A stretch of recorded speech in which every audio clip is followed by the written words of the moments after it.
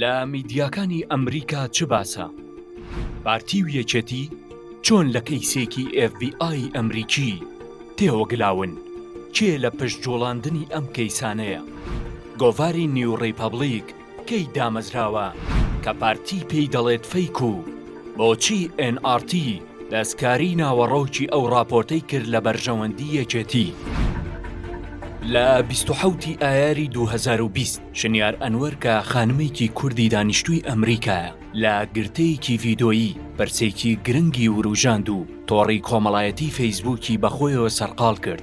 ئەویش بەوەی هەڕەشەی لە پارتی کرد ئەگەر هەر کارێک بکەن دژی خۆی و هاوسەرەکەی ئەوە ڕووبەڕوویان دەبێتەوە. شنیار ئەنوەر لە قسەکانیدا ئاماژەی بە دەستگای FBI و چەند کۆدێکی نهێنی کرد، بەڵام لە دوای ئەوەوە هیچ ڕوونکردنەوەیکی تری نەدا. بەو هۆیەشەوە سۆشیال میدیا و میدیای فەرمی پارتی هێرشێکی ڕێکخراویان کردە سەر خۆی و هاوسەرەکەی.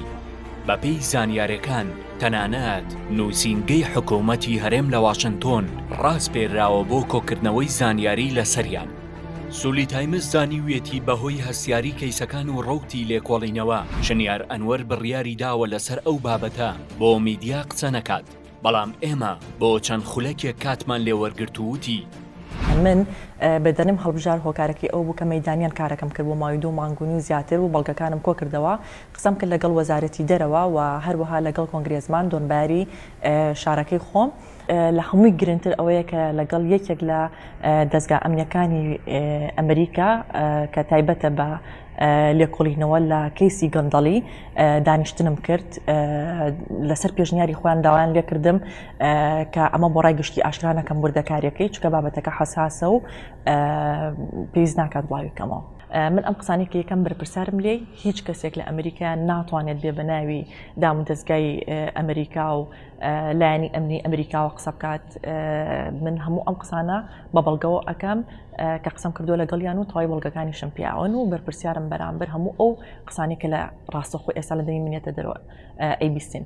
حەزەکەم ئەو شتانی کە من ئیشم لەسەر کردووە 3 مەلەفن. یەکەمیان مەلەفی گەندەڵی و شوشتنەوەی پارە کە هاوکار بووم لەگەڵ هەندێک لە میدیاکارەکانی ئەمریکایە. دووهەمیان ئەوەی کە ئیشم لەسەر کرد لەسەر ئەو فشار و هەڕەشانی ماڵی بەرزانی بۆ سەر خودی خۆم و هاوسەرەکەم، بەڵام دوای ئەوەی کە وەکو باسم کرد لە سەرەتایە کە وەزارەتی دەرەوە و ئەو کۆنگرێزمانی ویلایەتەکەی خۆم کە ئاگادار کردەوە بانیان کردن و قسەشیان لەگەڵ کردبوو. دواتر فشارەکان بۆ سەریان وای کرد کە پاشەکشە بکەن لەو بە حکمی ئەوی کە بیانێکە زیان بە ئێمە بکەین. سێهەمیان تایبەتە بە پێشکاری مافەکانی مرۆڤ کەەوەش کە خەڵکی کوردستان ئەو پێشکارانی کە برامێ کراوە لەلایەنی یەکێتی و پارتیەوە خەڵکێکی زۆر کۆمەڵی بەڵگەی بۆ ناردم، بەڵام من حەزەکەم سابارەت بە کەیسی سێهەمیان ڕوونکردنەوەیکی زیاتر بم بۆ خەڵک بۆی زیاتر ڕوونتر بێ. لێرە ڕەوەندی کوردی هەیە، ئەگەر هەر یەکە و لە ئاسی خۆی و نامەیەک بنێرێ بۆ سیناتۆرەکەی یان بۆ کۆنگرێزمانەکەی یان بۆ کۆنگرێز بوومێنەکەی احتیمال هەیە کاردانەوە و وەڵامدانەوەکانی حکوومەتی ئەمریکی خێراتر و چرتر ببێتەوە. بۆیە بەداخەوە من لە دوای ئەوش کە ڤیدۆکەشم بڵاو کردەوە، یعنی هیچ ڕەوەندێکی کوردی لە ناو واشنتۆن هیچ بەڵگەیەکیان بۆ نەناردم جگە لە کۆمەڵێک کورد کە لە تەکساس مەلەفی زۆریان بۆ ناردم. هەموو ئەو مەلەفانەشم کۆ کردەوە تەسلیمی ئەو دەستگا ئەمنیەم کردووە.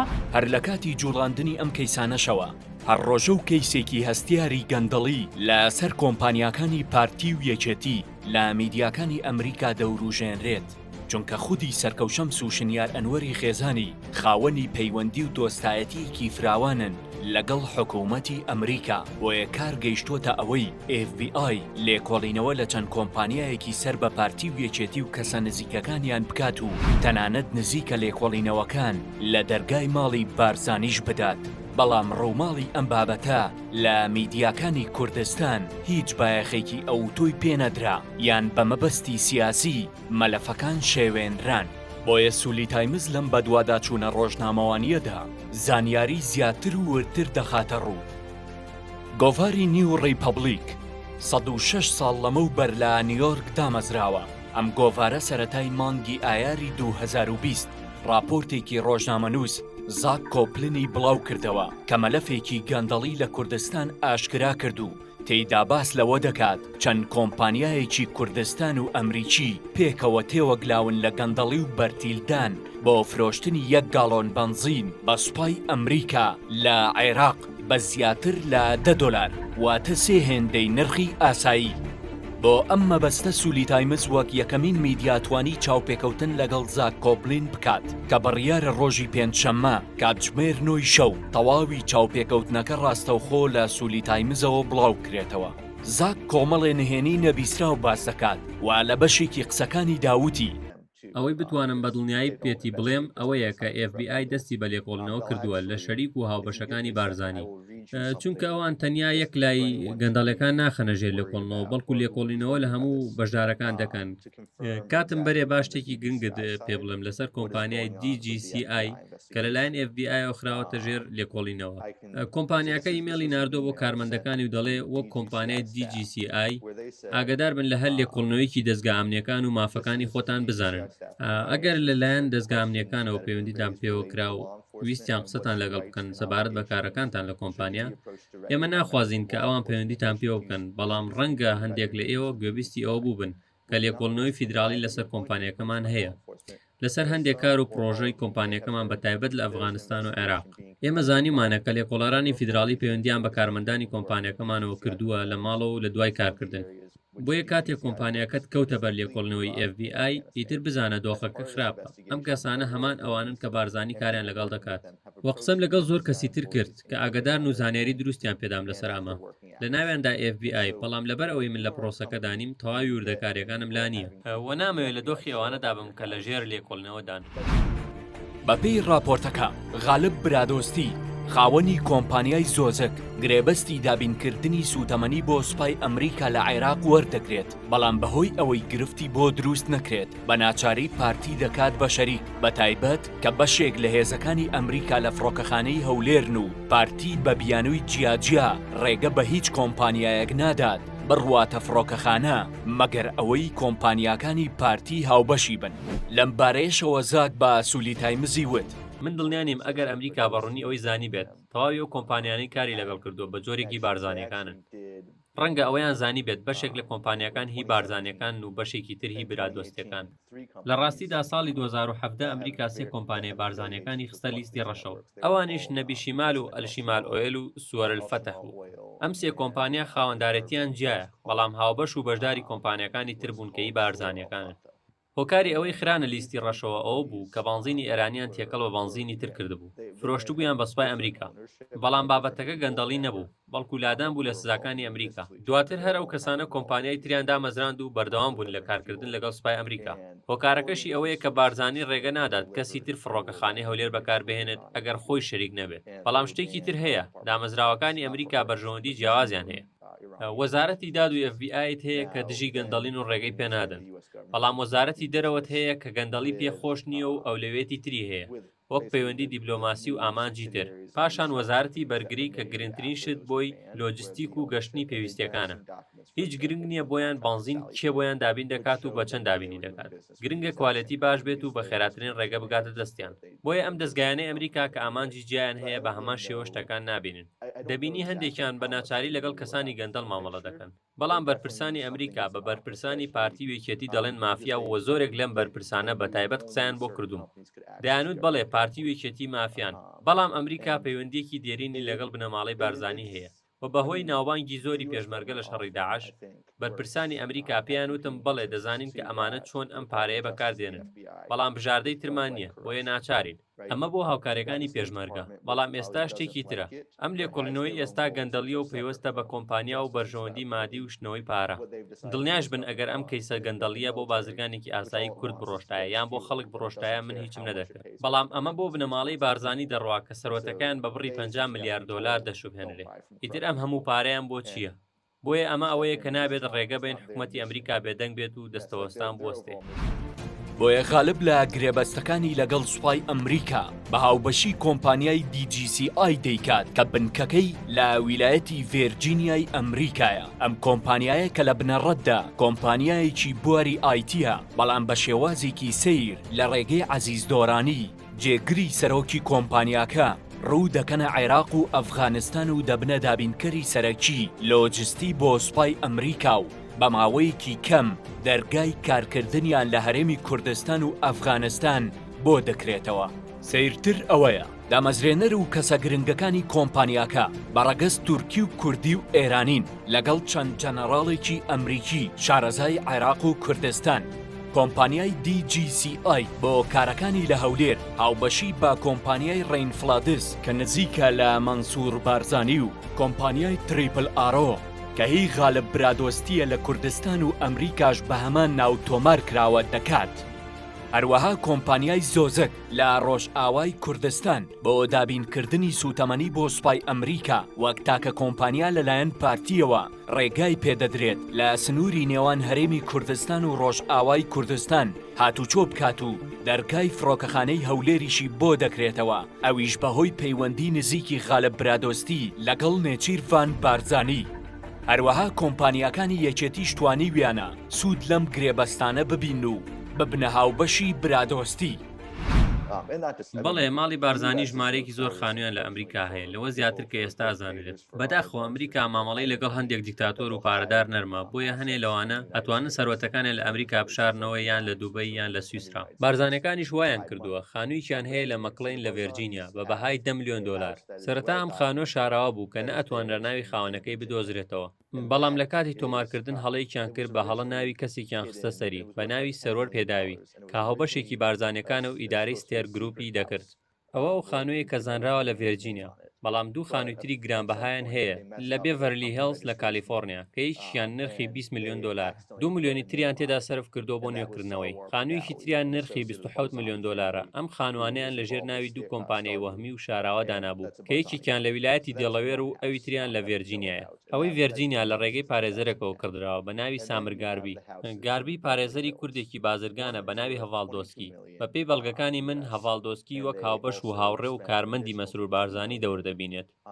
وە هەڤاڵ ئەم خانوانە بۆ مەسرور دەکڕێ. بەڵام ئەوەی سەرنجڕاکێش بوو کە ئەویش لە گرێبەستەکانی پێشتر باسم کرد لە مەسەلەی سوتەمەنی بۆ سوپای ئەمریکا تێوەگلاو. یەکێک لەو کۆمپانیانەی سوتەمەنی دەگەیاندە فڕۆکەخانەی هەولێر بۆ سوپای ئەمریکا ناوی ڕەندفڵەدە. ئەم کۆمپانیایش هاوبەشی کۆمپانیایەکی ترە بە ناوی ڕپیت بۆ ڕاوێژکاری کە ئەم کۆمپانیایش بە ئاسانی مۆڵەتی پێدرا بوو لە فڕۆکەخانەی هەولێر کار بکات.